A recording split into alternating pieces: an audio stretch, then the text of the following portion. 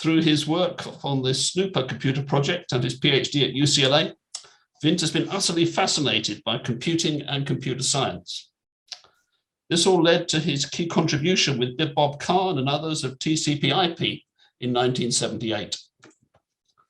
At that time, I was busy testing the UK's experimental packet switch service, EPSS.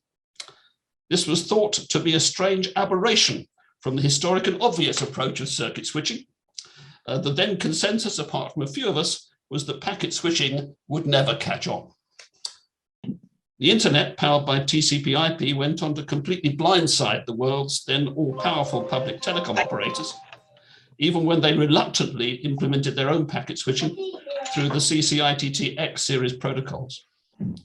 The dominance of TCP/IP became total, and perhaps Vint might say a little today about how that was achieved. As indicated on the slide we had earlier, Vint will speak for around 30 minutes, then we'll have around 20 minutes of Q&A. Please submit your questions through the chat facility, and I will repeat them for Vint's response. We'll close promptly at 1600 GMT. So without further ado, over to Vint. Implementation's done. Can I just ask everybody again, please mute yourselves, except for Vint. So first of all, thank you very much for this opportunity to reminisce. Second, I have not prepared slides and other kinds of things, so this is, talking heads. I hope everybody will accept that.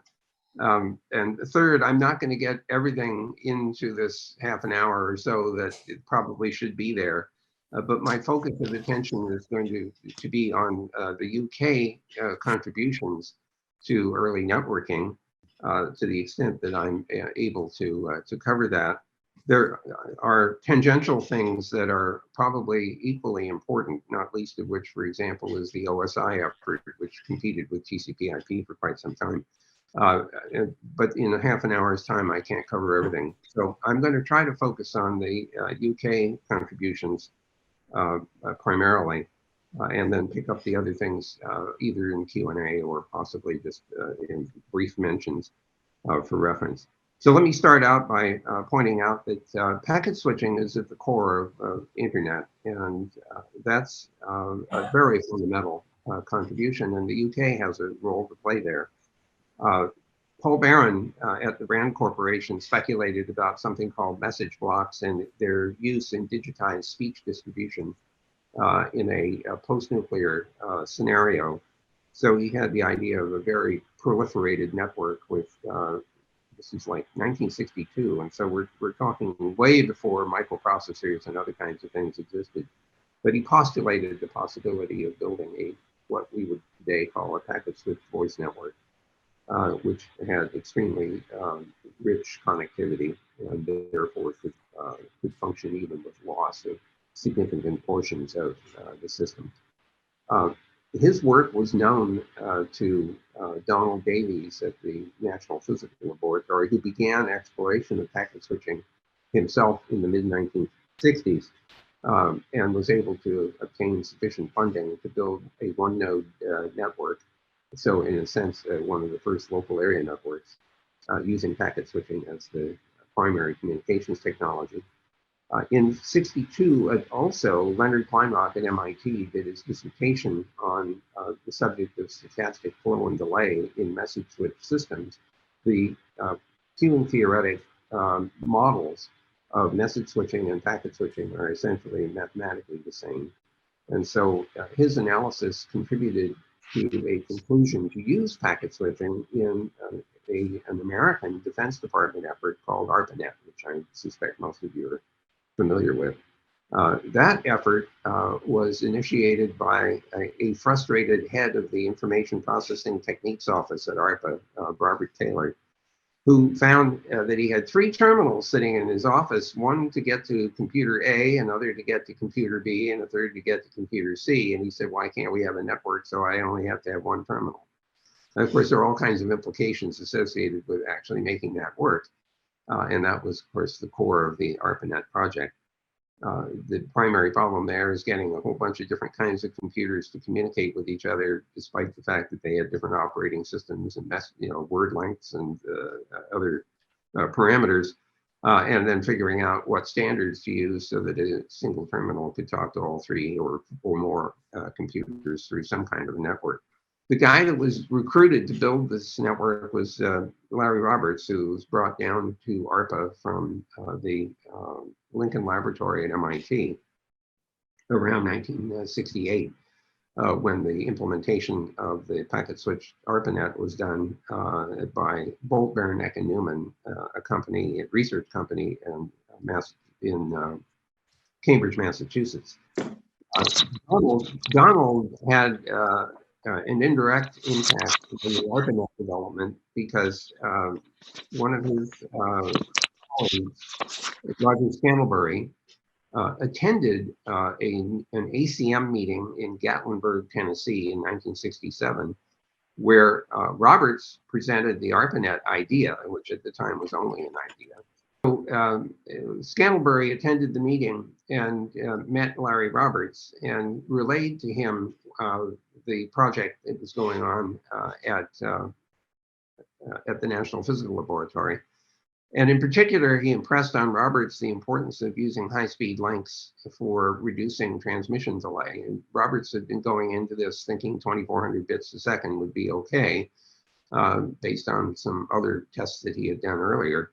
And Scantlebury convinced him to go to the maximum he could get, which at the time in the US was 50 kilobits a second, by binding a dozen analog channels together using a Bell 303A modem.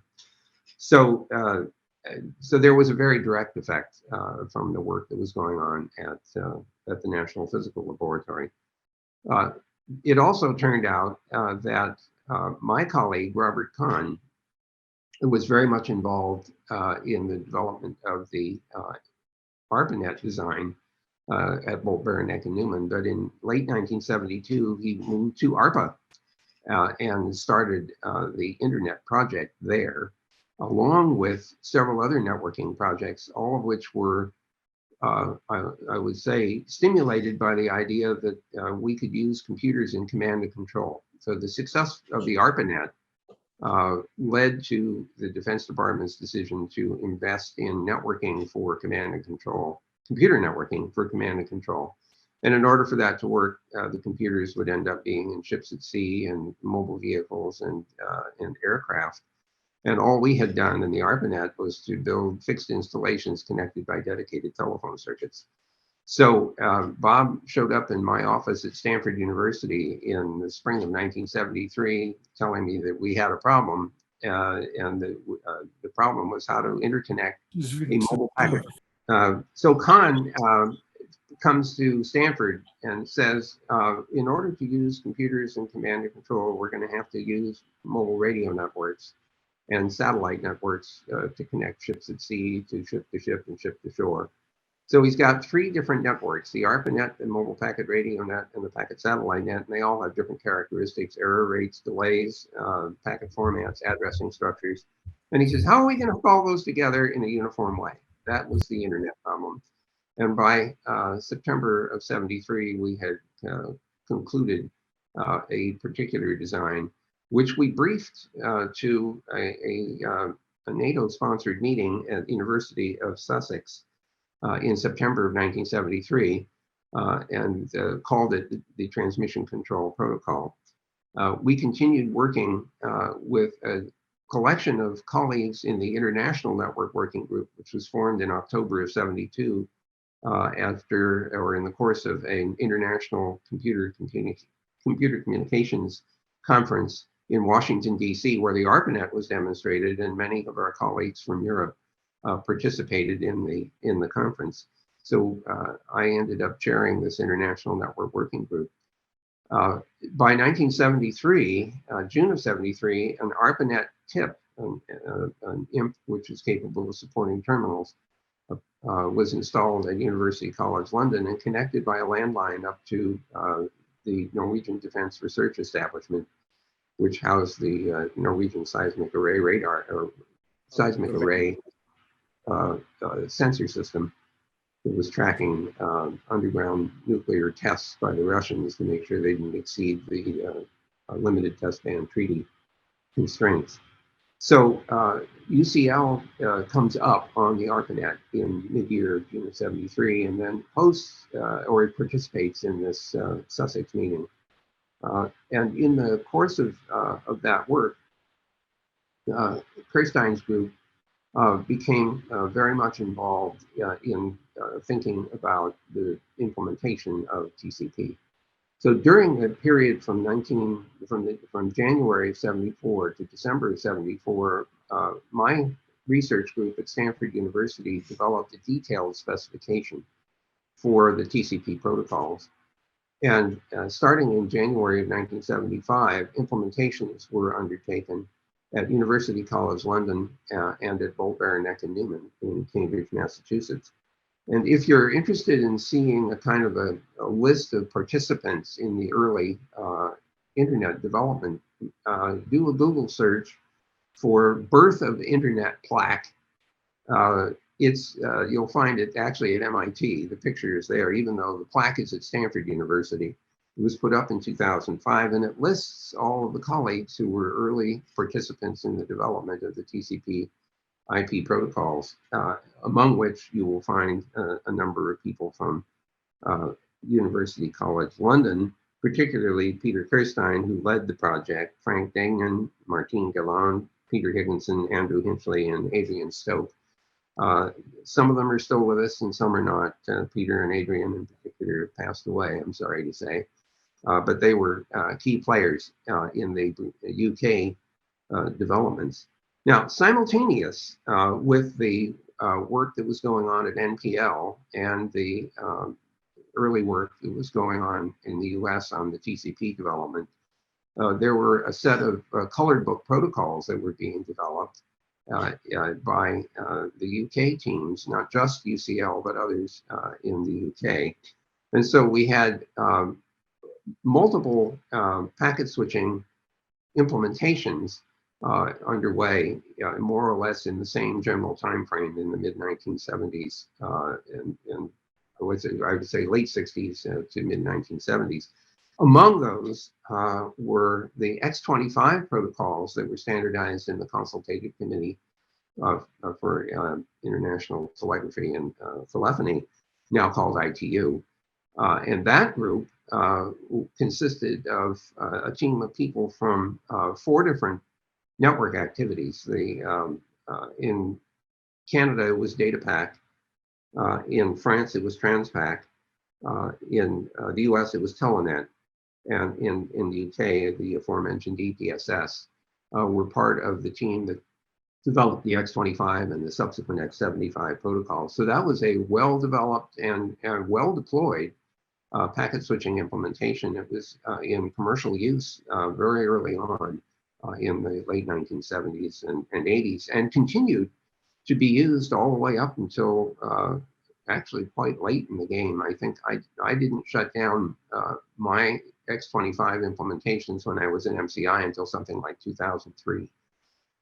So they lasted quite a long time, and for all I know, there may still be some left, but they were heavily used by the financial sector.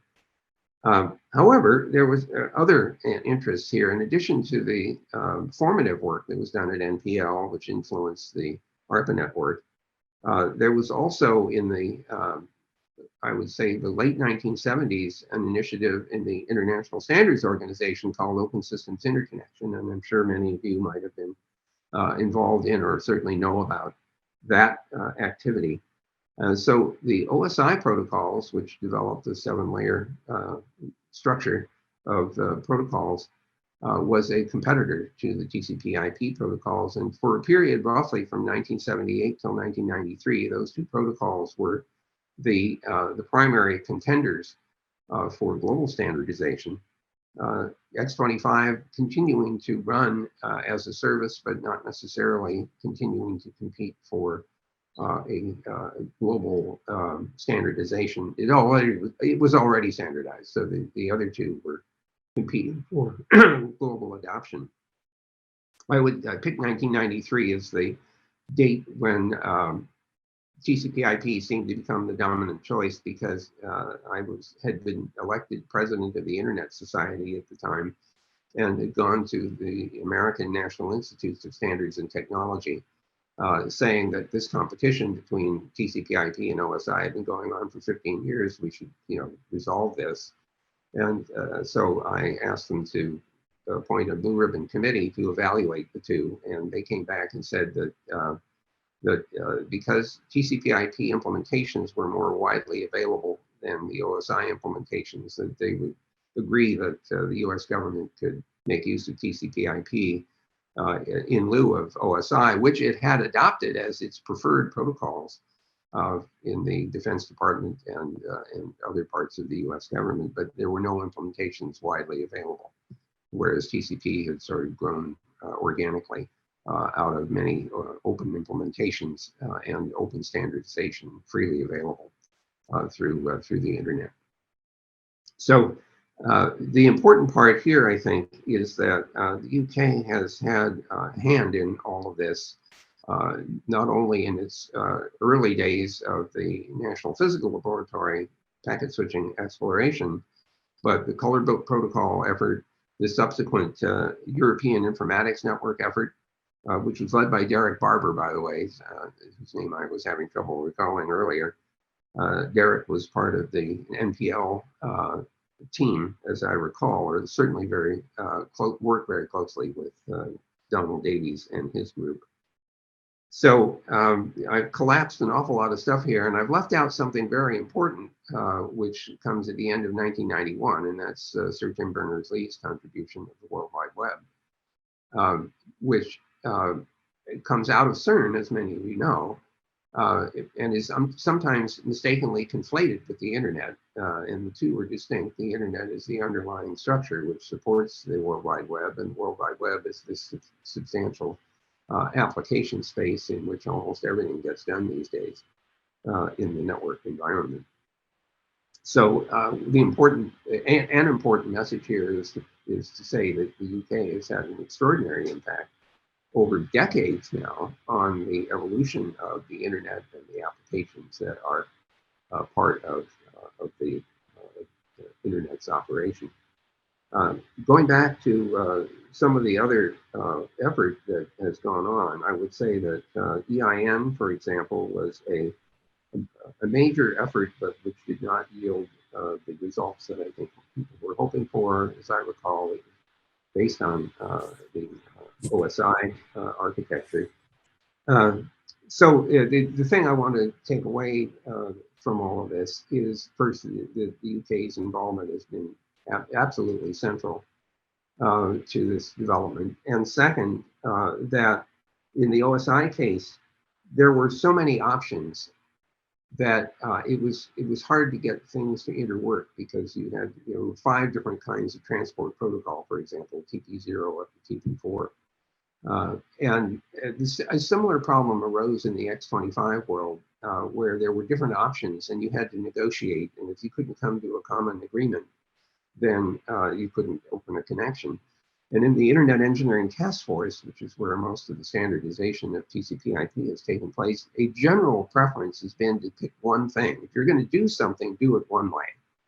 Don't do it more than one way where you have to negotiate. Of course, that rule gets broken from time to time. An example is in crypto, where multiple crypto schemes are available and negotiated, and probably have to be that way, because over time, as crypto algorithms become weak relative to computing capability to attack them, you have to select new protocols that are resistant to those kinds of attacks. And so you're sort of forced into an evolutionary path. But for the most part, picking one way to do things facilitates interoperability. And if there's anything core to all networking, it is the ability to establish standards so that things can interoperate, even if the parties have never met and negotiated an agreement to interwork. You just meet the same standards, and the result is you get interoperability. So I'm conscious of the time, and I'm thinking that what might be best done here is to go into a kind of a Q&A mode. Now, I'm not seeing a whole lot of Q&A questions yet. A lot of them, Vint, have come to me directly rather than I see. Okay. And in that case, let me propose that Well, let me add one other thing here. The International Network Working Group was formed in October of 1972 and involved an awful lot of people in Europe and elsewhere. Anyway, coming back to INWG, the thing I wanted to emphasize is that the extent of collaboration in the exploration of packet switching technology. It was not just a US thing. It was not just a European thing. There were many colleagues, largely in Europe, some in Asia, and later colleagues in Latin America. And of course, today, anyone who's looked at the evolution of the internet has to appreciate the enormous scope of collaboration and cooperation and competition that animates this entire system. But the UK folks, you who are listening, can be both reassured and proud of the fact that you had an early role to play, or your colleagues had an early role to play in the internet's development and evolution. So I'll stop there. Happy to engage in Q&A. So Jim, I'll turn it over to you. That's great, Vint. Thanks very much. I've got a whole pile of questions here, but I'm going to take one that leads on from what you were saying about, in a sense, why TCP/IP won out. And it's a question from Michael Chui to everyone. Question for Vint. Would love to get your perspective on how IETF operates now versus back in the old days, and about how standards setting interoperability might evolve going forward. I think one of your points was that the standard setting capability of IETF and reducing ridiculous levels of optionality is one thing that led to it winning out so well. Well, I would say that IETF has evolved too, and like all institutions, as it gets older, it gets more stodgy. And so there are people who complain that it is not as swift in its efforts as it used to be. But I have staff who are part of the Internet Engineering Steering Group and who continue to try to push the ball forward. I would say that it's a slower process now than I would like. But it still is remarkably open. You can't join the IETF; you just show up, and you know, there's a mailing list, but there's no formal membership. And the merit of your ideas is what has to carry the day. You have to persuade your colleagues that your ideas have merit, and that's still the case. And it continues. It's now in its 9,000th request for comments publication. Starting way back in 1969 with the first one, was written by Steve Crocker, a good friend of mine, good friend and still good friend. So the answer is it continues to function. It is still supported by the Internet Society, which is one of the reasons the Internet Society was created in the first place. So I would say it still is a source of considerable innovation. Of course, there is also the World Wide Web Consortium, and that leads much of the World Wide Web development and standardization. And so those two organizations are, I would say, key to Internet's continued evolution. Question that follows on from that, Vint, and it's from Pete, but I don't know Pete who. Says, hi Jim, my question for Vint. I coded my first ICMP packets in 1983 as an undergraduate at UCL. The RFC documents were a must read. How does Vint recall how the idea of calling documentation a request for comment, and how effective was it in working in a global distributed team? So the answer is that my good friend Steve Crocker is the one who coined the term. In fact, he did so in conjunction with and possibly in response to a suggestion by a colleague at SRI International. And I apologize, his name has gone out of my head, which is embarrassing, because the guy who made the suggestion, the request for comments, was the guy who worked with Charlie Klein at UCLA on the very first test of 2 nodes of the ARPANET, because the first 2 were UCLA, and his name is Duval. His name is Duval. First name is escaping me. But Steve Crocker says that Duval mentioned to him this idea of calling it request for comments as a humble kind of thing. We were graduate students. We didn't have any authority, and Steve was worried that we would be misunderstood as claiming authority that we didn't have. And so that's where the term came from. And it is stuck, as you know. And I think it worked very well because the graduate students were actually given implicit authority to just figure out how to solve the problem of computer communication, because the principal investigators didn't know the answer. And so they basically just sort of left it to us as graduate students to go figure it out. And, you know, that's perfectly reasonable. That's what PhD dissertations are about, right? The principal investigator and advisor don't necessarily know the answer, but they can help point you in the direction to solve it. Right. Another question, Vint, but what I'm going to do is to ask Brian Randall to unmute because he's got some comments and queries on the IP versus OSI battle I think he'd like to make. Brian, can you unmute? Yes, I have. Hi, Vint. Quite a while since. It's wonderful to hear your voice. Yeah, I've enjoyed very much listening to you. There are a couple of, I'll call them incidents, which gave me great entertainment during what I'll call the IP OSI battle years. One, of course, was the book Elements of Networking Style by Padlipsky. The series of little posters stroke jokes in the back of that's great. For those of you who don't know any of them, I'll just quote one, which was, if you know what you're doing, if you don't know what you're doing, even 17 layers isn't enough. The others are also worth looking at. But a local one, two colleagues of mine at Newcastle were very much involved in the issue of getting Janet, the academic network, to go over to IP. And they did that by the very devious means of suggesting, oh, well, as an experiment, let's run IP on top of X25. They knew full well what would happen there. And as a bystander, I watched the glee with which they achieved that. Harry Whitfield was head of the relevant committee. Dennis Russell was our head of networking and very much involved in that implementation. And I enjoyed that activity as a lovely mixture of technical merit and deviousness. Well, I'm sure that Peter Kirstein would have appreciated that and probably knew about it and did appreciate it. One thing, sure. Peter had an extraordinary challenge because for a while, I think he was trying to translate between TCP/IP connections and colored book protocol connections.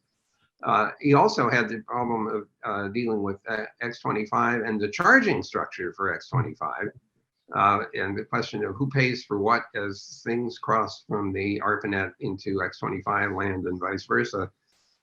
So he was very much engaged in being the intermediary for a good deal of those problems. And it's to his credit. At some point, I think that there was a contractual effort and the MO ran into a problem, a financial problem, and UCL picked up the tab for a while, which I thought was really weird. And I'm sure that the head of UCL would have been scratching his head thinking, wow, what do you mean we're supporting the MOD now? There are lots of stories like that, Brian. It's important that those stories get recorded as well. You know, life is often too funny to forget. All true. Anyway, thanks very much for your talk. Thanks, can I throw up another one? This is from another ex-colleague of yours at MCI in the mid-1990s, ex-colleague of mine too, Bill Jones. A general question, what's surprised you in the development and evolution of the internet, and what do you think have been the missed opportunities, if any? Well, there are some architectural weaknesses in the TCP/IP design, some of which have been corrected by a new protocol called QUIC, Q-U-I-C, which was developed at Google, not by me, but by others, that corrected at least one aspect of TCP's design. The QUIC protocol combines crypto with TCP. Which otherwise has to be done in two separate layers, which and recovery is slower. So QUIC is a faster recovery from a broken connection that can be reconnected. It also has the property that if one of the IP addresses changes, not both, but if one of them does, the connection can still be reestablished because the party whose IP address changed can authenticate based on a shared crypto variable. So it's a nice piece of work. We never really took advantage of the broadcast capability of radio, for example, and I would love to see some more effort on use of broadcast capability in the internet protocol stack. The biggest surprise for me, I think, was, well, one of them, of course, is running out of address space and having to develop IPv6. And the disappointment is that we're still struggling to get V6 implemented. There's a new major initiative here in the US and the government side to try to push this along. We really do need to move to the higher address space structure. And then the last big surprise for me was after Tim Berners-Lee announced the World Wide Web, the massive willingness of people to just dump information into the net and share what they knew was really quite surprising, especially given that they weren't being compensated for it. And of course, this avalanche of content led to the need for search engines, and many of them developed, one of which is Google. And of course, that's where I've been since 2005. And I would say that that's turned out to be a surprisingly successful enterprise as well. Good point. Can I build on that question about addressing? This is one from Philon Papadopoulos. It says, I have a question relating to scale. What was the size of the first IP address space? And how did you arrive at the 32-bit length for IPv4 addresses? Was it engineered to arrive at a specific scale? Also, was packet processing time built into the design of the protocols? Well, first of all, the size of the headers was an issue because we were running on 50 kilobit lines, and that meant, the longer header, there's more transmission delay. But Bob and I did a very rough, calculation. We knew this was going to have to be a global network because it was supposed to be for the Defense Department, and it was supposed to run anywhere in the world. So we assumed it would be global. Second, we assumed that there would be at least 2 networks in each country, so there'd be some competition. So we were already thinking about possible commercialization of the system, although we didn't initiate anything along those lines. But 2 networks per country. Then we didn't know how many countries there were, and there wasn't any Google to ask, so we guessed at 128, which turned out to be wrong. And 2 times that was 256. So our initial format was 256 bits for address and a network address or a network identifier, and 24 bits for the host on the net. And that led to the 32-bit address space. If that had been, packed efficiently, that would be enough for 4.3 billion terminations, which is more than there were people in the world at the time. Now, also, please remember, this was an experiment. We didn't know if this was going to work. So it's not like we were planning. It's not like we were planning or certain that it was going to work, and therefore did the final design. And I remember when I was running the program thinking, let's just get this out there and see if it works and see if we can get implementations running. And if it does work, then we'll do what we'll call, I don't think we'll call it final, but we will call it a professional implementation. And the problem is that the internet escaped from the laboratory into commercial use starting in 1989, before it was clear that we needed to have more address space. But the original design only had 256 networks. And then as the number of networks increased beyond that, we had to reinterpret those 32 bits, as you probably know, into A, B, C, and D class networks, A, B, C, D, and E. And then after that, that didn't work either. And when the NSFNet came along in the mid-1980s, we had to reinterpret it once again and into classless internet domain routing.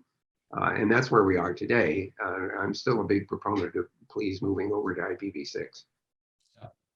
Another question, this time about the link between Unix and TCP/IP. So do you think the work at UC Berkeley in the United States to incorporate TCP/IP into Unix helped that widespread adoption? This is from Tim Rossiter. It was a remarkable decision to support that. ARPA actually went to Berkeley and funded them to install the Bolt, Beranek, and Newman version of TCP/IP for Unix into their Berkeley release. And the Berkeley team decided that they didn't like the BBNN code, and they went off and did it themselves. And so the first release of the Berkeley version of TCP/IP was 4.2. and they had bugs and things like that, and 4.3 fixed some of them, and there have been many subsequent releases since then.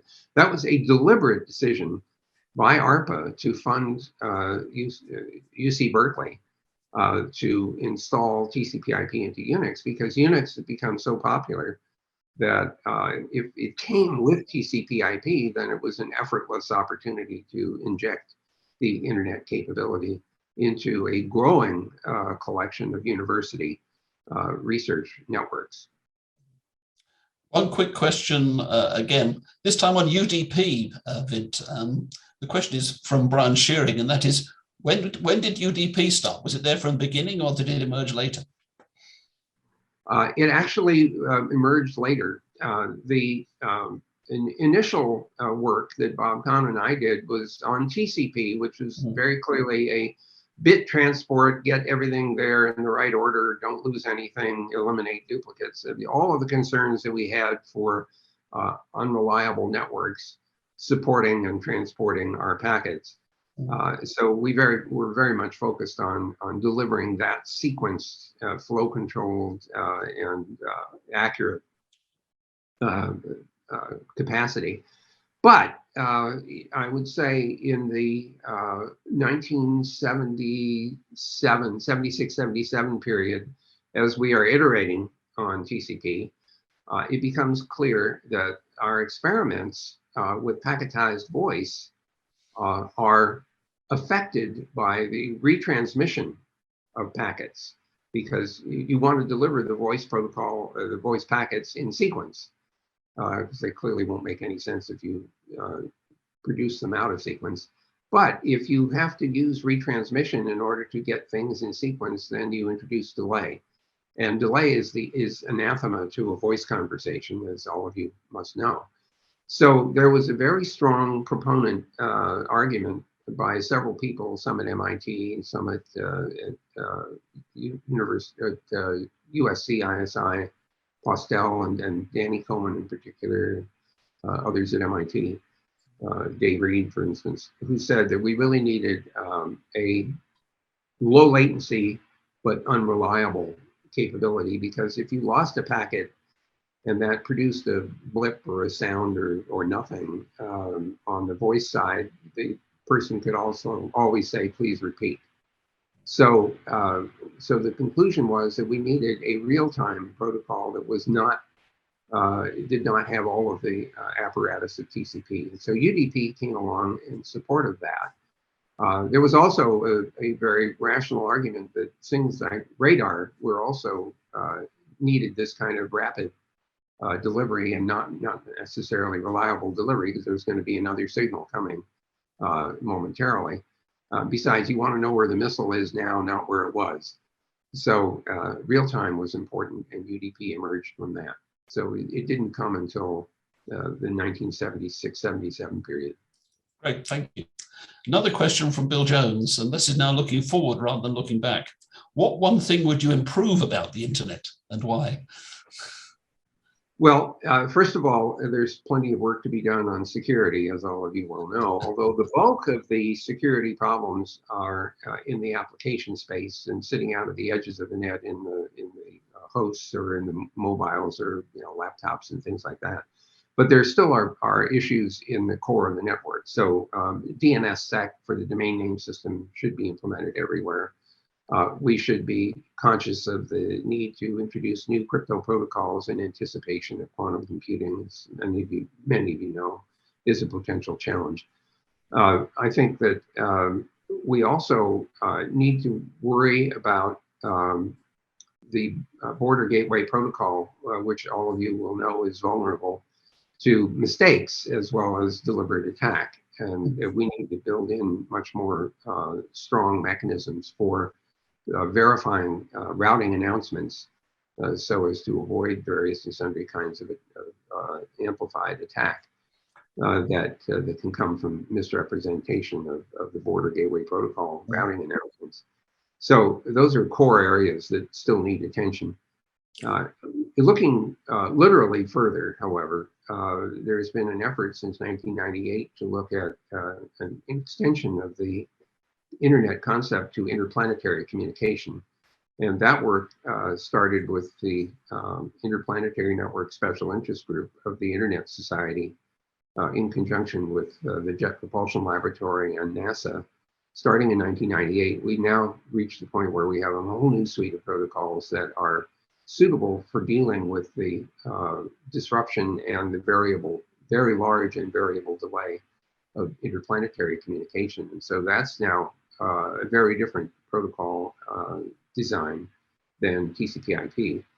The important point here is that you should take into account the parametric space that you're working in to decide what the protocols ought to be and how they should work. And we've certainly taken that into account in the interplanetary case as well. Thanks, Vint. I keep throwing these questions at you. You're doing a brilliant job. Thanks. Question from Ash Vadagama, and it builds on this question about protocols. So do you think as some nations separate or isolate their country networks, do you think new protocols will take precedence? Well, there is a growing concern about the negative side effects of the internet and the applications that run on it. Social networking has gotten a black eye, but there are all kinds of other ways in which the internet can be abused. And the consequence of that is that countries that care about their population want to do something about that. And some of them have adopted a notion of data sovereignty, which is parallel to the Westphalian notion of national sovereignty, in an attempt to impose a political solution using technical means. And this, of course, leads to potential fragmentation of the internet and essentially a diminution of its utility. I believe that this is a mistaken way of thinking. I believe it is correct that we have to do something to deal with the harmful effects that people, to which people use the internet. But a lot of that is not technical. This is political. It's psychological. It's human motivation. I mean, look, it's Shakespearean. If you want to think about it, Shakespeare teaches us all about human frailty, and it hasn't changed in 400 years, or even 4,000 or 10,000. So the internet shouldn't be blamed necessarily for the way people abuse it, but we do have to cope with that. Isolation is not the solution. Now, there's some countries that want to isolate for other reasons than that. They want to isolate because they don't want their populations to have access to knowledge of the rest of the world, or they consider that the internet is inimical potentially to their own regimes.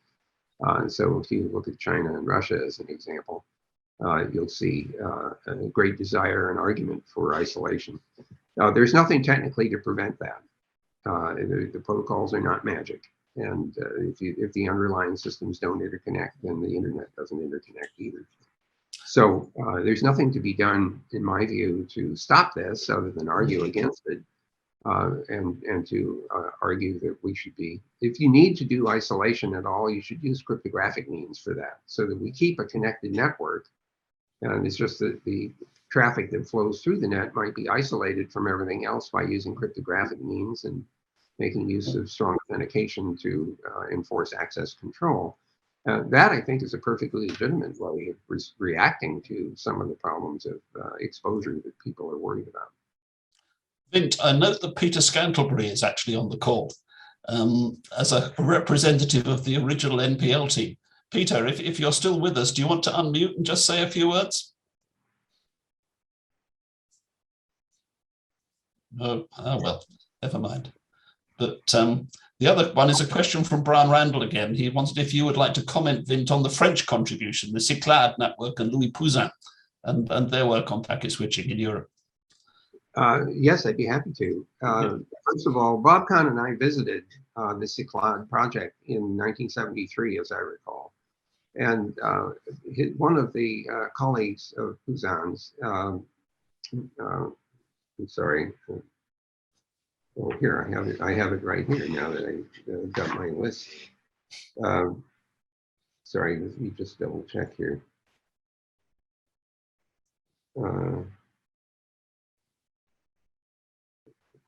Why am I not finding this? Huh. Wow, I'm sorry. This is I'm just drawing a terrible blank. There were several people who worked in the Cyclade project. Gerard Lalonde, I'm sorry, Gerard is on the list here. So Gerard Lalonde and Hubert Zimmermann were part of the Cyclade team. And Gerard came to Stanford in 1974 and spent quite a bit of time, nearly a year, working with me on the detailed design of TCP. So there was a very direct influence by way of Gerard Lalonde from the Cyclade team. The sliding window flow control mechanism was adopted from the Cyclade designs. Then Zimmermann went on to do the OSI work. And so he was one of the initial writers of the OSI architecture documents. So they had a very early interaction with the internet. It turns out that Pouzin had visited MIT and was exposed to the ARPANET project before he came back to France to start the Cyclade project and the Cigale network, which is the moral equivalent of the ARPANET. So they had a significant role to play. Roger Scantlebury has now popped up again. Roger, do you want to say a few words? Yes, can you hear me? We can. Yes, sorry about that. I had my PC died, and so I'm now dialed in from my telephone. And I didn't respond before because you called me Peter Scantlebury, unless you're referring to Peter Wilkinson. Many apologies, Roger, that was me. Yeah, so, oh, I see there's a feedback loop. Wow, well, that's too bad. Yeah. Jim is muted. Yeah. Yeah. So I think a last question, and I think this is quite a nice one. I've now lost it. Come here. Consider it is from Azela Alexandrova. Considering the power of the internet, do you believe in the future of the metaverse or any other kinds of networks? Well, okay, so Metaverse is, I guess, a virtual reality thing. We've had many earlier experiences with multi-user games, with Second Life, for example, which is a very crude kind of virtual reality thing. I am not terribly enthusiastic about it, except to say that it might be a fun kind of gaming environment. I'm not persuaded, as a Meta company seems to be, that this is a core future for the way in which we interact with each other. In fact, let me give you an example of why this seems so unrealistic. Imagine for a moment that in order to participate in a virtual environment, you have to put on a thing on your head, on your face, that makes you look like Darth Vader. So now, if we were to literally show what you look like in that environment, you'd look like Darth Vader. Of course, nobody wants to look like Darth Vader except a few crazy people. So you would have to invent avatars that then represent you in this virtual environment. And of course, that will probably spawn, the virtual plastic surgery, and I would grow hair, and there would be other kinds of responses to that. So you could never tell in this virtual space whether the thing you were looking at was realistic or whether, in fact, was a false representation of the party that you're interacting with. More important, I think, is that augmented reality, where the real world joins you and joins together with information about the real world, is likely to be a very powerful tool for us.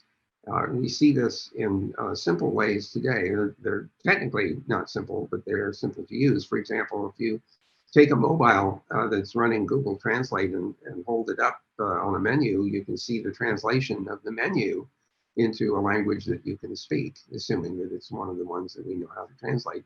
That's just one tiny example of the kinds of augmented reality that we can look forward to.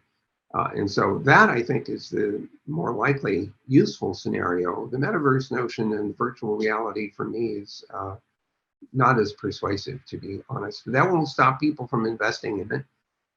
And there will just like there were crazy things like petrock.com, I'm sure there will be odd things that happen in this so-called metaverse as well. Okay, we're drawing to a close. I know you need to get away. It's at 4 o'clock, Vint. So perhaps I could just make some closing remarks. First of all, I would just like to apologize for all those whose questions on the chat I haven't got to. Sorry, there's an awful lot of them there. Some of them just sent privately to me. But on behalf of us all on the stream today, Vint, I would like to thank you for, I think, a brilliant address and for remarkable patience and breadth in your answering your questions. It shows just how much has happened in those years and how far we've come from the early days of the internet. Thanks again to you and the intrepid early pioneers who've contributed so much to our global social and economic development. That your personal role as Chief Internet Evangelist for Google and that of your team continues to contribute so much in the face of the emerging challenges to the unity and integrity of the net. But in closing, I'd also like to thank the Archives of IT and the Computer Conservation Society for their support of this event. The Archives is a charity with the aim of recording and raising public awareness of the history and achievements of the internet and computing industries. And they've arranged this seminar through the good offices of Professor Bill Dutton, a trustee, Tom Abraham, the executive director, and yourself, Vint, at Google. The CCS conserve and restore historic computing systems and machines and run a program of regular events on the history of computing. Their support to this event is much appreciated, in particular the work of our host today, Professor Roger Johnson and Bill Barksfield. Please, everyone, check out the CCS and Archive websites. The next event's on the 17th of February, and it's Learning from History, Reflections on the Past and Future of the British IT Industry. Finally, I'd like to say very much a thank you to the BCS for their support of us today. So thanks everyone for joining us. It's been a trip down memory lane. Vint may well remember that I chaired the Coloured Groups book for BT. And in particular, I funded the Green Book and the Yellow Book. So happy days. But I have to concede, Vint, you won in the end, hands down. So well, it was not my intent to somehow take this as a war at all. No, I just wanted people to be able to network, and of course, here we are. We couldn't do what we're doing today without literally Absolutely. hundreds of thousands, and now millions of people contributing to the way the internet works today.